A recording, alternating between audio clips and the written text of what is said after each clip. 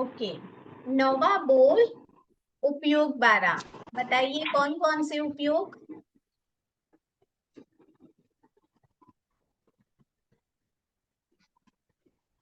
5 ज्ञान, 3 अज्ञान, 4 दर्शन। Very good. हाँ, अगर हमें पूछे जाए कि आप में उपयोग कितने, तो क्या बोलोगे?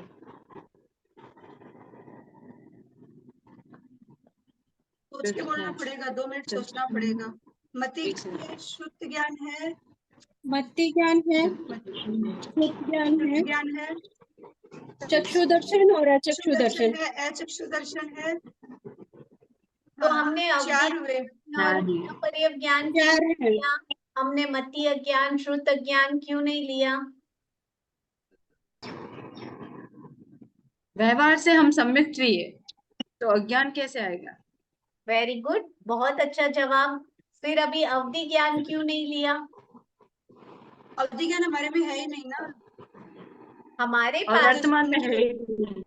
वर्तमान में तो अवधि ज्ञान है, बना पर्यव ज्ञान नहीं हो सकता है, लेकिन हमारे में नहीं है। इस अपेक्षा से हम मति ज्ञान, श्रुत ज्ञान, चक्षु दर्शन, अचक्षु दर्शन ही लेंगे। और अज्ञान के बोल मिथ्यात्वी में पाते हैं, व्यवहार से हम स्वयं को सम्यक्त्वी समझते हैं। इस अपेक्षा से हमारे में उपयोग कितने हैं? 2 ज्ञान और 2 दर्शन, 4। ठीक है, तो उपयोग जीव या अजीव? क्योंकि उपयोग जीव का लक्षण है। उपयोग क्या है? जीव का लक्षण है। संसार के हर जीव में उपयोग तो होगा ही होगा, नहीं होगा तो क्या हो जाएगा? जीव अजीव बन जाएगा। उपयोग जीव का लक्षण ही है। किसी भी जीव में उपयोग है मतलब वो जीव है। ठीक है, तो उपयोग क्या हो गया? जीव या अजीव? जीव। Very good. किस उपयोग के जीव कम, किस उपयोग के जीव अधिक? हमारे पास 12 उपयोग है, उनमें से कम कौन और अधिक कौन हमें बताने हैं। तो बहुत सिंपल सा आंसर है। क्या होगा? बुक को देख के तो आप बता दोगे, लेकिन मुझे लॉजिक समझना है। ठीक है, बुक में लिखा है मना पर्यव ज्ञान वाले कम और चक्षु दर्शन वाले अधिक। किस अपेक्षा से, कोई बताएंगे? मना पर्यव ज्ञानी केवल साधु ही होते हैं उस अपेक्षा से। Very good. और अचक्षु दर्शन संसार के हर जीव में। ओके, अचक्षु दर्शन की डेफिनेशन क्या होती है? डेफिनेशन तो याद नहीं, आवाज नहीं आई। डेफिनेशन याद नहीं की मैंने, देखा। ओके, ठीक है, किसी को याद है अचक्षु दर्शन किसे कहते हैं?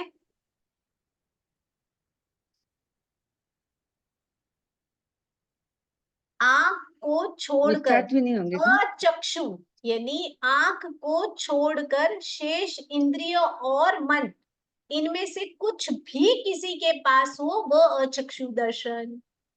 यानी केवल एक स्पर्शनेन्द्रिय है तो भी अचक्षु दर्शन, स्पर्शनेन्द्रिय रसनेन्द्रिय है तो भी अचक्षु दर्शन, स्पर्शनेन्द्रिय रसनेन्द्रिय घ्राणेन्द्रिय है तो भी अचक्षु दर्शन, पांचों इंद्रियां हैं तो भी अचक्षु दर्शन। यानी आंख को छोड़ना है क्योंकि चक्षु अलग से लिया है। क्यों लिया है? हाँ, पंचेंद्रिय के बिना मन कहाँ से आएगा? आप बोले ना ये 3 इंद्रियां। तो बोला है इनमें से कुछ भी हो तो। स्पर्शनेन्द्रिय किसके पास है? केवल स्पर्शनेन्द्रिय। कौन से जीवों के पास ऐसे हैं जिनके पास केवल एक इंद्रिय? जी, उनमें भी अचक्षु दर्शन है। संसार, बोलिए। नहीं, अभी आपने क्या बोला मेरे को? मतलब मैंने बोला आंख को छोड़कर शेष इंद्रिय और मन में से कुछ भी हो तो वो अचक्षु दर्शन। कुछ भी, कोई भी एक इंद्रिय होने पर भी अचक्षु दर्शन। देखो, इसीलिए मैं बोलती हूँ जब तक आपको उनका मीनिंग या डेफिनेशन नहीं पता रहेगी, आपको पता ही नहीं लगेगा कि इसको लगाना कहाँ है, सेट कहाँ होता है। एक्चुअल अभी भी मुझे समझ में नहीं आया। यहाँ को अचक्षु छोड़ दर्शन कर बोल रहे हैं। मतलब हो गया 5 इंद्रिय और मन होते हैं, हम उन्हीं का उपयोग करते हैं। जो संगी होता है हाँ। उनके मन होता है, जो संगी नहीं होता उनके मन नहीं होता है। जो 5 इंद्रिय वाला है असंगी है, उसके 5 इंद्रिया है। जो 1 इंद्रिय वाला है उसके तो बाकी 4 इंद्रिय और मन कुछ भी नहीं है। ठीक है। अचक्षु दर्शन का अर्थ हो गया आंख को छोड़कर शेष इंद्रियां। शेष कितनी इंद्रियां है हमारे पास? कान है, नाक, जीभ है, त्वचा है और मन। मन को भी ऐड कर दो। ठीक है। इनमें से कुछ भी हो किसी के पास, वो अचक्षु दर्शन हो गया। जैसे एक इंद्रिय जीवों के पास कौन सी है? स्पर्शनेंद्रिय। तो उनके पास अचक्षु दर्शन हुआ कि नहीं हुआ? हो गया। द्विंद्रिय वाले जीवों के पास स्पर्शनेंद्रिय और रसनेंद्रिय है, तो उनके पास भी अचक्षु दर्शन हुआ कि नहीं हुआ? हुआ। तो संसार के प्रत्येक जीव में अचक्षु दर्शन तो होता ही होता है। जैसे जिसके पास जैसे चतुरिंद्रिय जीव है, जिसके पास चक्षु तो है पर श्रोत वो नहीं है, तो ये फिर स्पर्श वो भी तो आ गया, अचक्षु दर्शन में आएगा क्या? स्पर्श तो आ गया, स्पर्शनेंद्रिय आ गया। जहाँ उसके चक्षु आने की बात है तो स्पर्शनेंद्रिय, रसनेंद्रिय, घ्राणेंद्रिय, ये 3 तो आए। हाँ हाँ, तो बस अचक्षु हो गया। उसमें चक्षु भी है, नहीं, जिसमें अचक्षु, 4 इंद्रिय आ गई। उसमें चक्षु भी है, अचक्षु भी है। चक्षु दर्शन क्यों होगा? स्पर्शनेंद्रिय वालों के चक्षु दर्शन का क्या मतलब हुआ रेखा जी? एकदम सिंपल सा डेफिनेशन है, आप उलझो मत। दर्शन का मतलब होता है सामान्य अवबोध। तो स्पर्शनेंद्रिय वाले जो जीव होते हैं, एकेंद्रिय वाले एकेंद्रिय वाले जीवों के, उनके अचक्षु दर्शन क्यों होगा? क्यों क्या उपयोग मतलब? है उनके? क्या उपयोग मतलब क्या होता है? उनकी त्वचा नहीं है, स्पर्शन हाँ इंद्रिय, हाँ, स्पर्श है। वो तो जीव अजीव बन जाएगा। मतलब अचक्षु अच्छा दर्शन, आंख को हाँ छोड़ कोई भी इंद्रिय है वो अचक्षु दर्शन है। भले एक हो, 2 हो, 3 हो, 4 कोई भी हो।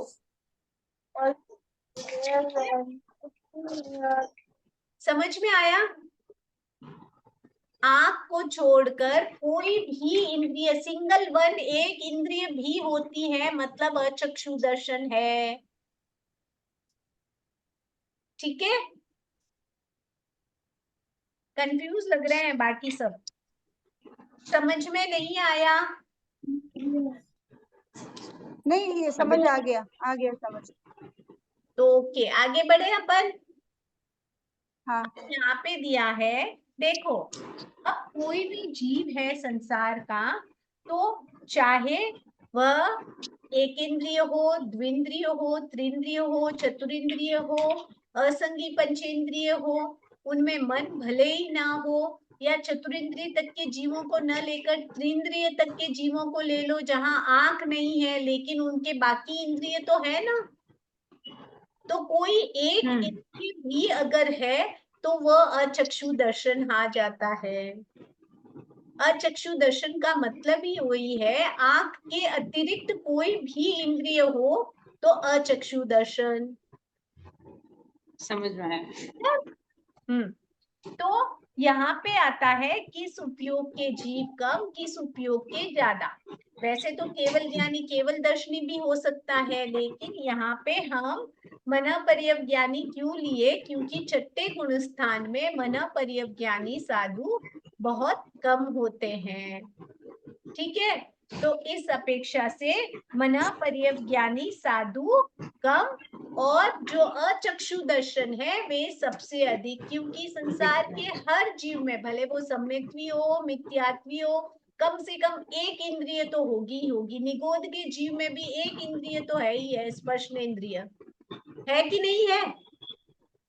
है तो अचक्षु दर्शन तो हुआ ना।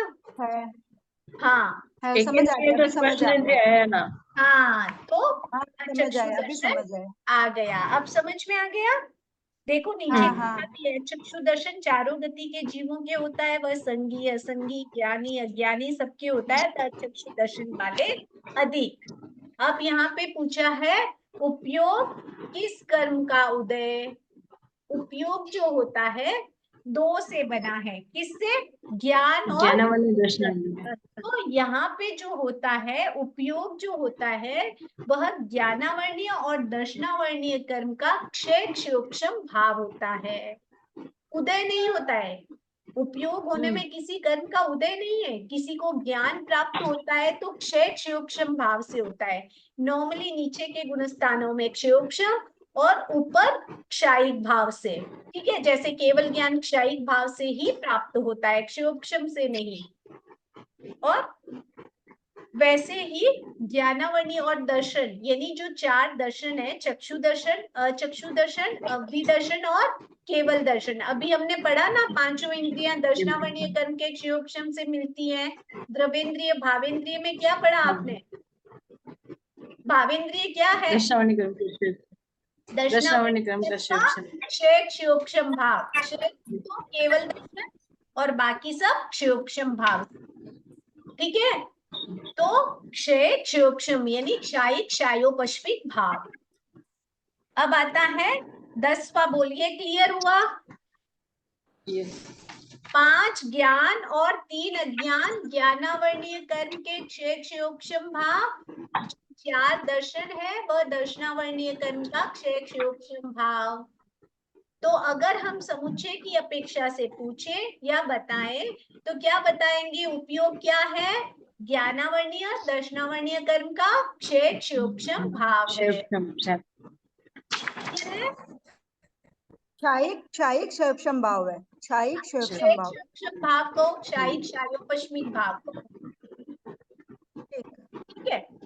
कर्मों का क्षय होने से जीव में जो परिणति होती है उसे क्षायिक भाव कहते हैं। कर्मों के क्षयोक्षम से जीव में जो परिणति होती है वो क्षायोपश्मिक भाव कहलाता है। कर्मों के उदय से जीव में जो परिणति होती है औदयिक भाव कहलाता है। कर्म जो है क्षायिक एकदम सिंपल है, आप उलझो मत। अभी मैं हमेशा एक ही चीज बोलती हूँ, तत्व ज्ञान सीढ़ी स्टेप बाय स्टेप चढ़िए, कभी कंफ्यूज नहीं होंगे। आप सोचेंगे पहले से 10वें में जंप मारे तो पता नहीं शायद पहुंच पाएंगे नहीं। तो इसीलिए मैं आप लोगों को उतना बता रही हूँ कि जितना आप लोगों के लेवल के हिसाब से अभी आप लोगों को समझ में आए। आप बोलेंगे तो मैं डीपली बता दूंगी, ऊपर से ना चला जाए, ठीक है। तो उदय, उपशम, क्षय, क्षयोपशम, ये जब जीव में परिणत होते हैं तो औदयिक, औपशमिक, क्षायिक, क्षायोपश्मिक बनता है, ठीक है। सेम ही है नाम। अब आता है 10वां बोल, कर्म 8। तुम्हारे में कितने कर्म? कोई एक छूटा होगा? 8 है पूरे पूरे? 8 देख लो, एक 8 ही होंगे। एक 8 है पूरे, सारे के 8 सारे ही हैं। कर्म जीव या अजीव? अजीव। अजीब। क्यों? जो कर्म पुद्गल है। पुद्गल है, है ना, पुद्गल है इसीलिए पुद्गल अजीव होता है। पुद्गल है इसीलिए अजीब है। कर्म किस कर्म के जीव कम और किस कर्म के जीव अधिक? मोहनीय कर्म के जीव कम ज्ञानावली दर्शनावली और वेदनीय चार नाम अगाति और कर्म के कर्म ज्यादा। ज्यादा। क्यों ऐसे? क्यों 4 अघाती कर्मों की ज्यादा ले लिए, जबकि कर्मों का राजा तो मोहनीय कर्म है। मोहनीय कर्म 10 गुणस्थान तक छूट जाता है, मोहनीय उसके कर्म बाद किसको वो कम है? आगे तक घाती कर्म आघाती कर्म आगे तक रहते हैं, शायद 13वें गुणस्थान या ऐसे तक कुछ रहते हैं। इसी कारण इनको जीव ज्यादा बताए इनके। Very good.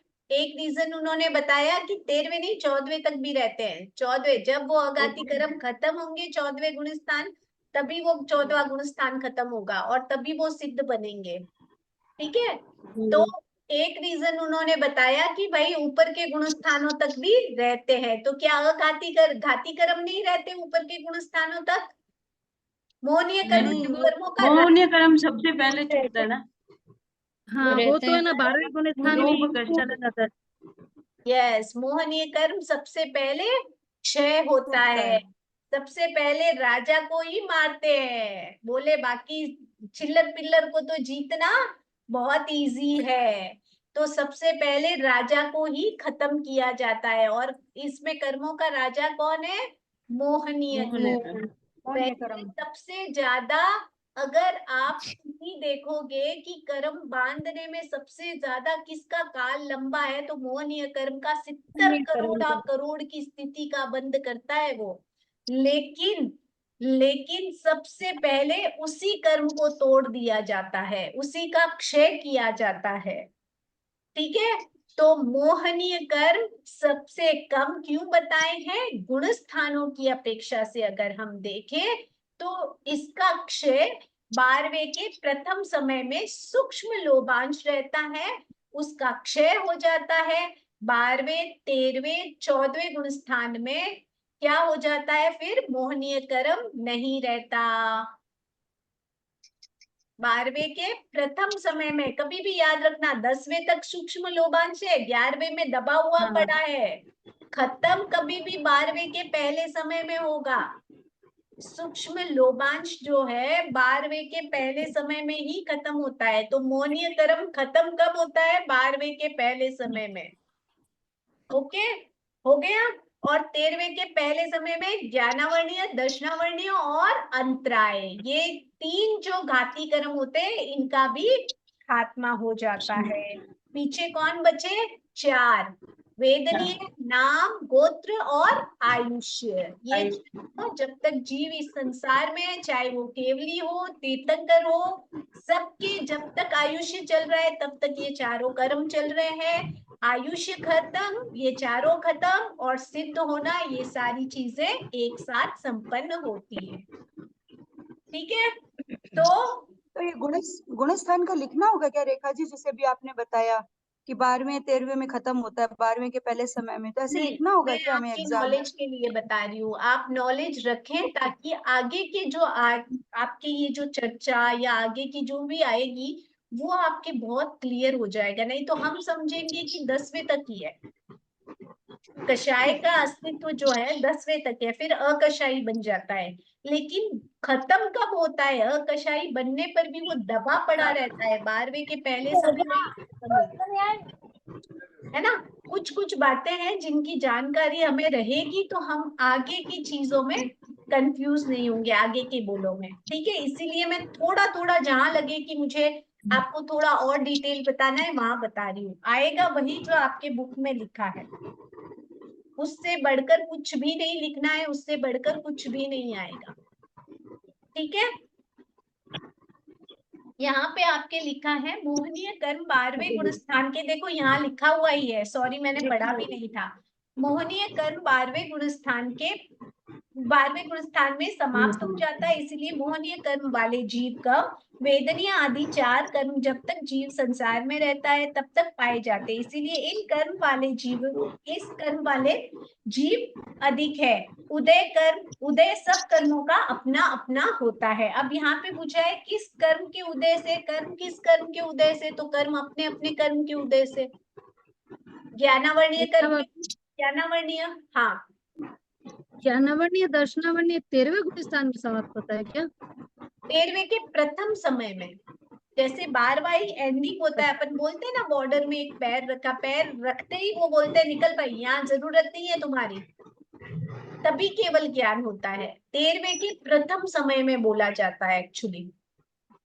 ठीक है, ये भी 12वें के प्रथम समय में मोहनीय कर्म जैसे क्षीण होता है, वैसे 13वें के प्रथम समय में 3 घाती कर्म क्षय होते हैं। ठीक है, छोटी छोटी बातें अगर याद रखोगे तो आपको आगे बहुत इजी हो जाएगा। अब आता है 11वां बोल, ये क्लियर है? 10वां बोल कर्माट, एनी डाउट? ओके, 11वां बोल गुणस्थान 14। गुणस्थान हम कौन है? हमारे में गुणस्थान व्यवहार क्या मानते हैं? 5।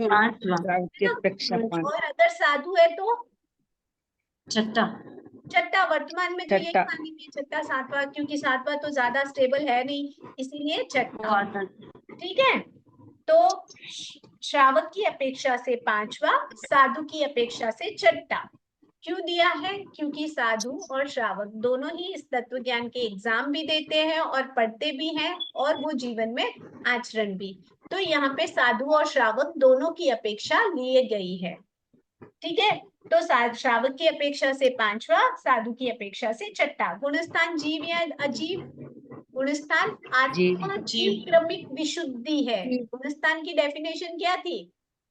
आत्मा के अल्पतम विकास से लेकर संपूर्ण विकास तक की भूमिकाओं को 14, जैन दर्शन ने 14 भूमिकाओं में बांटा है। मतलब आत्मा की क्रमिक विशुद्धि, आत्मा है ना तो जीव है ना, इसलिए गुणस्थान जीव है।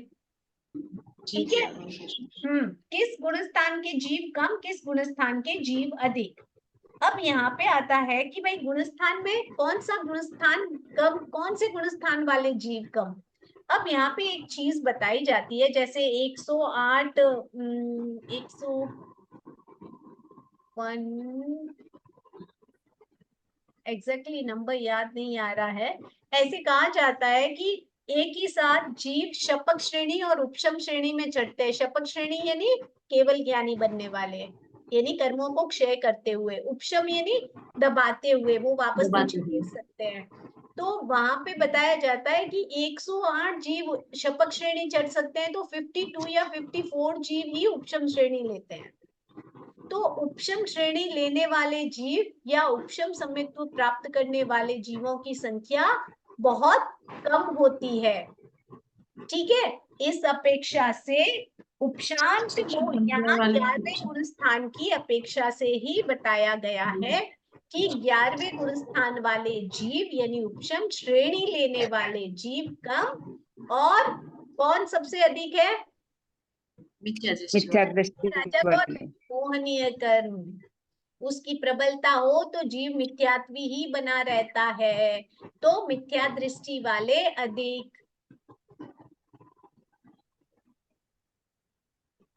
कौन से कम, कौन से अधिक? उपशांत वाले कम और मिथ्या कम दृष्टि है, वाले अधिक है। किस अपेक्षा से?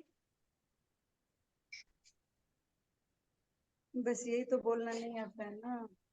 वो अपेक्षा तो अभी आपने जैसे बताई कि 108 लोग श्रेणी चढ़ते हैं शपथ श्रेणी, और वो वापस 52 नीचे गिरते वो नहीं, उपशम श्रेणी में। ऐसे कहा जाता है कि अप्रोक्स 200 में कुछ कम जैसे जीव चढ़ते हैं। मुझे एग्जैक्टली नंबर्स याद नहीं आ रहे हैं। तो 108 शपथ श्रेणी चढ़ते हैं, तो 50 या 54 ऐसे कुछ है, 52 54 एग्जैक्ट नंबर याद नहीं है, उतने ही जीव उपशम श्रेणी चढ़ते हैं। मतलब शपथ वाले ज्यादा हो जाते हैं, यानी कर्मों को क्षय करते करते जो केवल ज्ञानी बनने वाले जीव हैं वो तो ज्यादा हो जाते हैं, लेकिन उपशम श्रेणी लेने वाले जीव कम होते हैं। ठीक है। और उपशम श्रेणी में वैसे भी 11वें गुणस्थान बहुत छोटा होता है और उसमें रहने वाले जीव भी बहुत कम होते हैं। वो पहुंचे या तो गिर जाएंगे, मरे तो मजा, जिए तो सजा। ठीक है। तो उपशम श्रेणी की बहुत सारी बातें हैं, आपके जैसे जैसे थोपड़े खुलेंगे इंटरेस्टिंग बातें आती जाएगी। तो ये याद रखिए, 11वें गुणस्थान में जीव सबसे कम और पहले गुणस्थान के जीव सबसे अधिक। क्लियर है? ओके। गुणस्थान किस कर्म का उदय? मोहनीय कर्म का उपशम क्षय क्षयोपशम भाव, यानी उपशम क्षायी क्षयोपशमिक भाव है। क्योंकि गुणस्थान यानी आत्मा की विशुद्धि मोहनीय कर्म जितना जितना हल्का यानी पतला होता जाएगा, जितना जितना शुद्ध होता जाएगा, उतने हम गुणस्थानों में ऊपर चढ़ सकेंगे। तो कभी भी याद रखना, गुण स्थानों में ऊपर चढ़ने के लिए सबसे मेन होता है मोहनीय कर्म को, राग द्वेष को हल्का करना, क्रोध मान माया लोभ को हल्का करना। ठीक है। गुणस्थान जो प्राप्त होते हैं वो मोहनीय कर्म के उपशम क्षय क्षयोपशम से ही होता है। लेस देन 1 मिनट है, तो क्या वापस रीजॉइन करेंगे? नहीं, आज नहीं, मैं नहीं करूंगी। आज नहीं ना, आज मुझे भी लग रहा है 11 तक ही करें अपन, कल करते हैं। नवरात्र तक मैं एक ही क्लास अटेंड कर कोई पाऊंगी। इश्यू नहीं है, वो तो ठीक है। तो अभी हम आज ये इतना ही करते हैं। ठीक है, 11 तक। ठीक है, काफी अच्छी जानकारी मिली। गुणस्थान उदय भाव नहीं, मोहनीय कर्म का उपशम क्षय क्षोक्षम भाव है। जय जिनेंद्र। कल की रिकॉर्डिंग मैंने भेज दी, आप लोगों ने चेक कर ली होगी। ठीक है, जय जिनेंद्र। जय जिनेंद्र। आगे भी भेज दीजिएगा रेखा भाभी। वो सेम ही लिंक है, अभी ओपन करके आप निकालते जाइए। सेम ही लिंक है, लिंक खोलने पर सारी मिल जाएगी।